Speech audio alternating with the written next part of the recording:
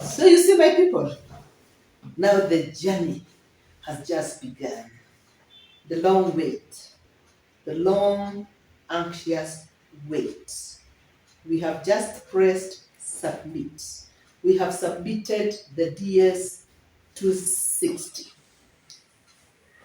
Now, when I won green card, when I received that, congratulations, you Brad Rabin, the first person I called was my friend in the US. And she asked me, the first thing she asked me was, what's your case number? I gave her my case number. You know what she told me? Most probably your visa will be in January. And I was like, cool, I can wait. So I waited. And of course, when someone tells you January, it means even December, anything can happen. So December comes, December 2022 goes, January comes, goes, February comes, goes, and the jitters starts rising. Yeah? March goes, April goes. Lakini nilianza kuchukia hawa wazungu juu ya uongo. That is not enough. May comes, goes. June comes, goes. And you know what I started seeing very close, not very far away? October. And actually not October, September. Because the DV ends on September 30th. If this is July, these people have not talked to me. September is around the corner. In a month's time, honestly, even if I were to prepare, they know I cannot prepare within 2 months. So definitely they have finished. This is where you fall back to the YouTubers to hear. Then you go back to YouTube.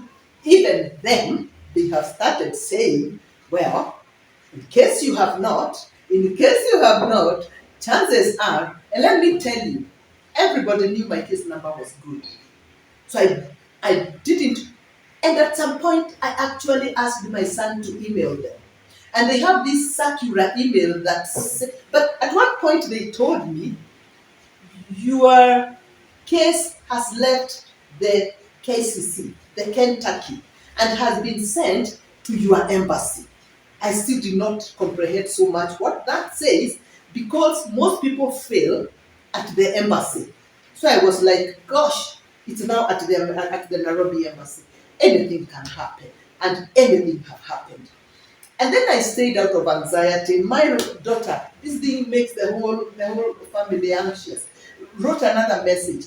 This time they said, your case is current. So do you know what I would do in the evening once I hit the bed? Go to the YouTube to find out what does it mean for a case to be current. So that the YouTubers would explain, and that would maybe give me a little hope. Until it was end of the last week of June, and I was like, wacha nijipatie shughuli. I can as well, and I started writing down now business proposals, the things that I want to do. Because this thing is not working. And we stopped getting too excited and even waiting. Because what do we have? We only have August and September. And this thing ends in September 30th. Then, the last week of July, I'm listening. I told you I had created a friend, a friend of mine called Verified So. So I'm listening. What does Verified So got to do to say about this situation I'm in? And I'm listening, and I see my Gmail, that correct notification pop up. And I open, and it is in the night. And guess what?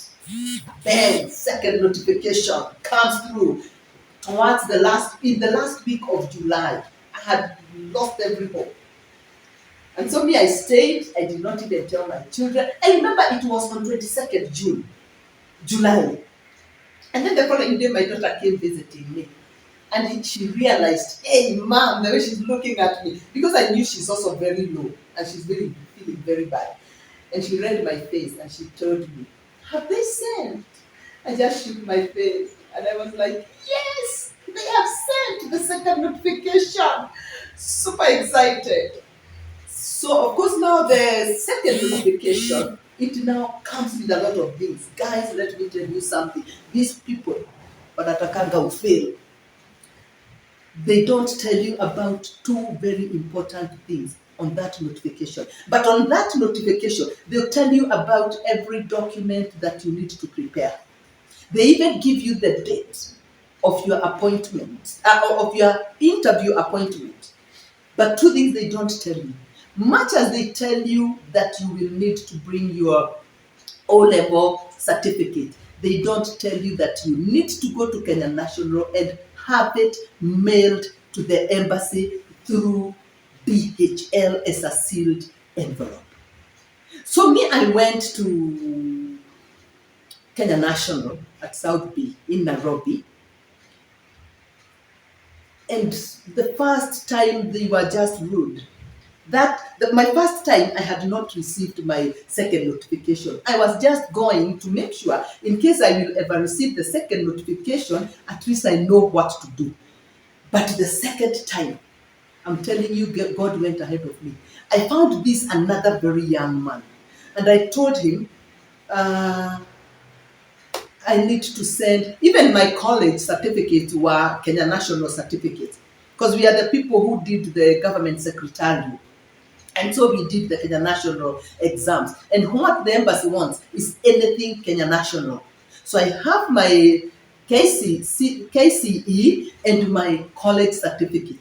Do you know this guy sat down on his computer, did everything for me, took me to another counter to confirm that all of my certificates have been uploaded, and told me they'll be taken to their embassy the following day, and I shouldn't now bother, but I should carry the originals and of course the copies. And those are things that will be put in the second notification letter. They'll tell you. What they won't tell you is that those certificates need to be taken first by Kenya National, so that when you are going there for the interview with your original certificate, they've already done every authentication.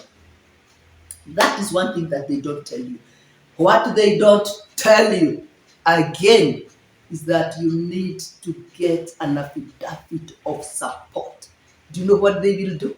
They'll tell you about they told me about the affidavit of support 2 weeks before the interview, because they will send you a reminder. Because on the second notification, the 2NL, you are also booked for the doctor's appointment. And the doctor will also start emailing you, also telling you the things that you need to go with for the doctor's appointment. After you pass the doctor's appointment, which is another test, because not everybody passes the doctor's appointment. And when we went for the doctor's appointment, actually, we were given counseling. The DV winners only. Other people are not given counseling. So on that same 2NL, second notification, you are also required to book for your medical.